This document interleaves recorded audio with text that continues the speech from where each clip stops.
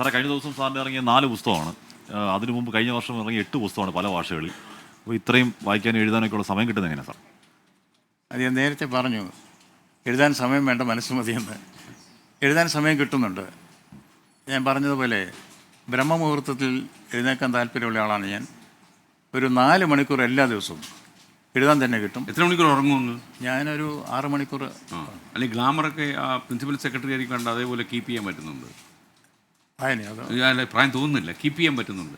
അതുപോലെ ഞാനൊക്കെ പെയിന്റാ, അതുപോലെ എന്തെങ്കിലും സാധ്യതകൾ അവിടെ. ഞാൻ ഈ മുടി ഞാൻ എടുക്കാൻ മറന്നുപോയത്, തിരക്കിൻ്റെ ഇടയിൽ മുടിയല്ലേ കൊണ്ടുവന്നല്ലേ? ഓക്കെ, അത് വലിയ കഷ്ടമായി പോയി, ഒരു നഷ്ടമായി പോയി. സത്യത്തിൽ എൻ്റെ പ്രായം 30+ 30+. കൃത്യമായി പറഞ്ഞാൽ എൻ്റെ 30ാമത്തെ പിറന്നാളിൻ്റെ 40ാം വാർഷികം ഈ അടുത്ത കാലത്ത് ആഘോഷിച്ചു. 43ാം വാർഷികം.